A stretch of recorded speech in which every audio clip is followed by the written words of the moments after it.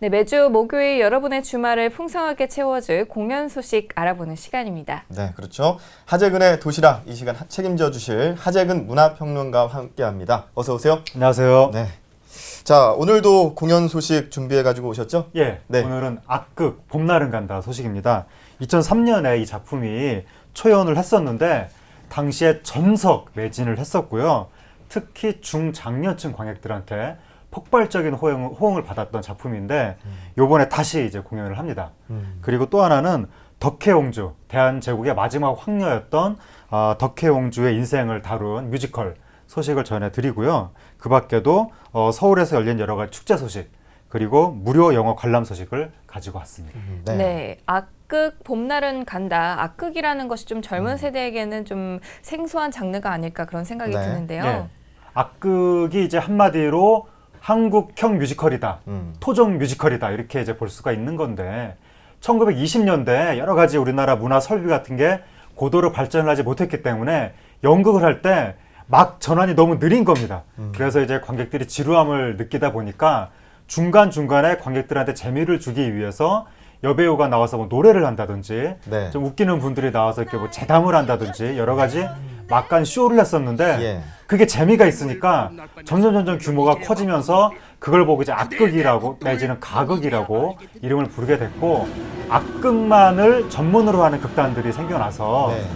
일제시대 때는 굉장히 많이 성업을 했고 6.25 전후까지도 우리 민족이 굉장히 사랑했던 한국적인 뮤지컬인데 이제 이게 우리가 오페라라고 하면 우리가 흔히 성악이라고 하는 목소리부터가 다르지 않습니까? 네.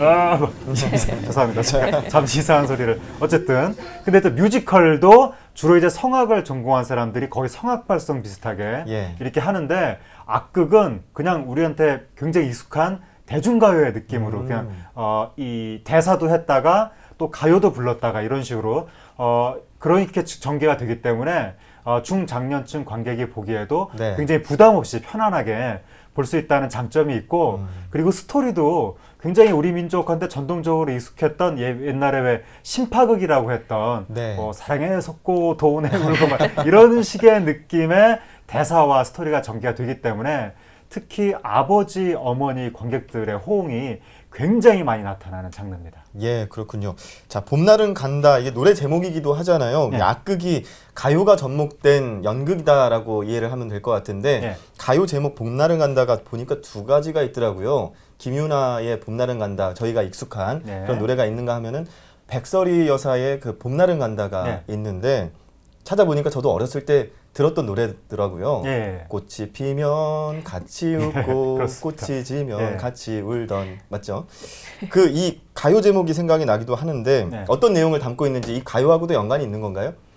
이게 이제 옛날 가요의 그러한 그 가요에 담겨있던 우리 민족의 애환, 네. 그 정서 그걸 그대로 담아낸 거죠, 이 악극에. 아. 이 작품이 바로 6.25 전쟁 전후 시대에 우리 민족의 여러 가지 그 굉장히 이 서글픈 이야기가 애달픈 이야기가 많지 않았습니까? 네. 이제 그러한 삶을 다루고 있는 건데 황해도 풍덕을 배경으로 해서 이제 여주인공이 있는데 남편이 여주인공을 버리고 떠나는 겁니다. 예. 그래서 이 여주인공은 남편은 떠났는데 시아버지는 또 모셔야 되고 근데 시아버지는 치매에 걸렸고 시어머니를 또 모셔야 되는데 시어머니는 시월드의 아이콘이고 그러니까 며느리를 막 굉장히 구박을 하고 네. 그리고 또 시누이는 폐병에 걸려서 죽어가는데 또 뭐 시누이를 이 병간호를 해야 되고 그러니까 너무나 이 고생스러운 우리 어머니의 삶을 그린 건데 이게 우리나라 신파극의 가장 전통적인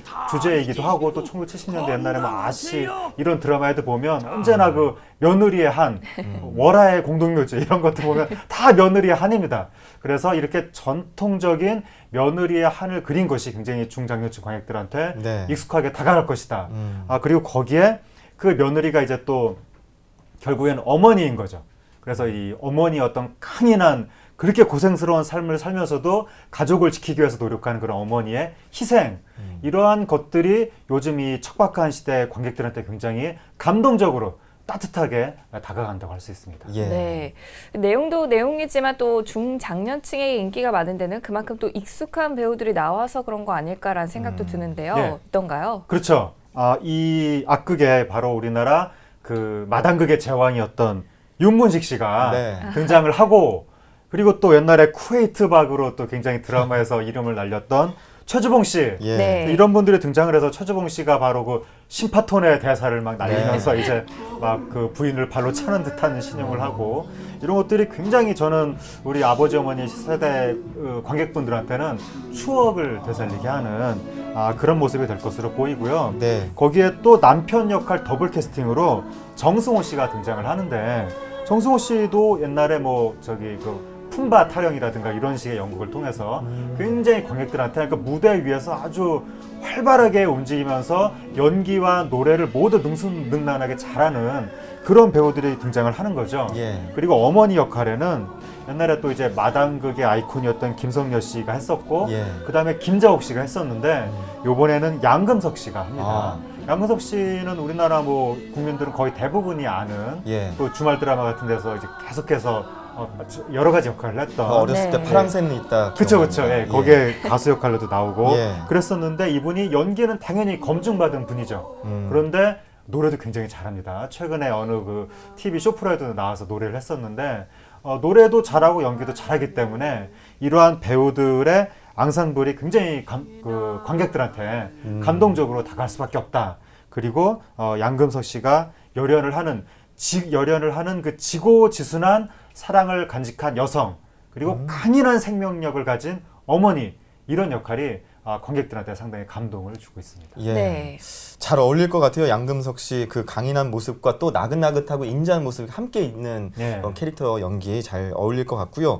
한국식 뮤지컬이라고 말씀을 하셨는데 네. 귀에 익숙한 노래들 많이 나올 것 같습니다. 어떤 노래들 나오나요? 예, 이 작품이 이제 이 작품의 굽이 어떤 정서라든가 역사적인 사건이 펼쳐질 때 거기에 딱 맞는 그 당시 노래를 이제 불러주면서 악극이 펼쳐지는 거죠. 예. 이제 그 처음에 6.25 전쟁 전에 뭔가 이 남편과 부인이 행복하게 만나서 뭔가 청춘 시절을 행복하게 보낼 때는 뭐 갑돌이와 갑순이, 네. 차차차, 네. 청실홍실 막 이런 노래들이 나와서 예. 관객들을 굉장히 흥겹게 해주고, 그리고 이제 일제치하로 들어가면 일제치하에 굉장히 그 시리에 빠진 민족의 정서를 보여주는 아주까리 등불이라든지 이런 노래가 나오고, 그리고 또 한국 전쟁이 터졌을 때는 전쟁의 분위기를 그대로 전해주는 전우야 잘 자라 이런 것들, 그리고 또 해방 이후에 굉장히 또 막 들썩들썩하는 뭔가 희망이 느껴지는 그런 분위기 때는 당시에 해방 이후에 사랑받았던 그 럭키 서울 이런 노래들, 이런 노래들이 불러지면서 그 최근에 국제시장이라는 영화에서 우리 현대사의 구비가 예. 관객들한테 공감을 주도록 펼쳐지면서 민족적 거의 거국적인 사랑을 받았었는데, 네. 이렇게 또 옛날 역사를 이렇게 노래를 통해서 풀어주는 악극도 굉장히 국민적인 공감대를 형성할 수 있을 것으로 보입니다. 네. 네. 굉장히 새로운 형식이라고 저는 생각이 드는데 좀 호기심이 생겨서 찾아봐야 될 것 같습니다. 네. 이번에는 뮤지컬 덕혜옹주 만나보도록 하겠습니다. 먼저 실존했던 덕혜옹주가 어떤 인물인지 소개를 좀 네. 부탁드립니다. 덕혜옹주는 대원군의 손녀죠. 그러니까 대원군의 아들인 대한제국의 황제 고정의 외동딸, 고명딸이 이제 그 덕혜옹주인데, 네. 덕혜옹주가 8살 때 아버지가 이제 돌아가시는 겁니다. 고정 황제가. 그리고 나서 이제 14살 때 강제로 일본 유학길에, 그러니까 일본 일제 그 강점기 때 일본 사람들이 끌고 간 거죠. 우리나라 왕족을. 14살 때 끌려가서 일본에, 그때부터 이제 말을 잃고 정신 이상 증세가 나타났는데, 근데 이제 일제는 일본의 귀족하고 또 강제로 결혼을 시키고 다케유키라는 귀족하고 결혼을 시켰는데, 결혼한 이후에 계속 정신적으로 불안정해져서 그 정신병원에 입원을 합니다. 정신병원에 입원을 하고, 그 다음에 1955년에 또 이혼을 합니다. 이혼을 한 이후에 일본 귀족하고 사이에 난 딸이 있는데, 그 딸이 자살을 암시하는 쪽지를 남기고 실종됩니다. 그러니까 거의 이제 사망했다고 보는 거죠. 그 이후에 62년에 또 우리나라로 돌아와서 이렇게 살다가 89년에 낙선제에서 이제 서울 낙선제에서 세상을 떠났는데, 이러한 그 파란만장한 네. 기구한 삶을 살았던 덕혜옹주의 삶이 뮤지컬로 재구성이 된 겁니다. 네, 정말 비극적인 삶을 살았는데요. 네. 이 덕혜옹주의 삶을 뮤지컬에서 어떻게 그려낼 수 있었을지 궁금한데요. 어떤 내용인가요? 이 작품이 당시에 이제 조선이 망하고 일제강점기가 밀어닥치고 거대한 역사적인 막 서사적인 흐름이 있는 거죠. 예. 네. 그러한 거대한 역사적인 흐름 속에서 한 개인이 얼마나 무력하게 그 속에서 이렇게 막 비극적으로 이렇게 막 파도 위에 그 돛담배 하나가 떠다니듯이 이런 식의 삶의 근본적인 비극성 이런 걸 이제 이 작품이 담고 있는 거고 네. 그리고 그러한 거대한 그 사회적인 세파 속에서도 그 속에서 또 가족의 어떤 사랑이라든가 가족의 울타리를 지켜나가려는 덕혜옹주의 여러 가지 노력들 그런 것들을 그려 나가는 건데 이게 우리가 보통 뭐 아카데미 영화상이라든가 이런 뭐 상을 받는 명작이라고 평가를 받는 작품들이 대체로 보여주는 특징 중에 하나가 서사성과 서정성을 잘 결합했을 때 역사의 경랑과 그 속에 담긴 한 개인의 삶을 잘 그 비극성 같은 것들을 잘 결합했을 때 이게 이제 명작이라고 평가를 받는 건데 이 덕혜옹주라는 이 작품도 바로 덕혜옹주의 개인의 삶 그리고 이 가족의 그런 어떤 내밀한 이야기들 거기에 일제강점기와 대한제국이라는 서사적인 거대한 역사의 흐름 두 가지를 결합을 했기 때문에 이것이 또 이제 관객들한테 굉장히 감동을 주고 작품적으로도 높은 평가를 받는 요인이 되고 있습니다. 예. 네. 이 뮤지컬 덕혜옹주 그 캐스팅이 좀 의외이기도 한데요. 크레용팝의 멤버 초아 씨가 덕혜와 정혜의 1인 2역으로 그리고 배우 문혜영 씨와 더블 캐스팅이 돼서 열연 중이라고요. 어떤 평가를 받고 있나요? 네, 좀 심하게 의외인 캐스팅인데요. 크레용팝은 우리나라 아이돌 걸그룹 중에서도 이제 엽기, B급 뭐 이런 쾌활하고 뭐 장난스럽고 이런 식의 캐릭터로 많이 알려진 팀이고 그렇죠. 예.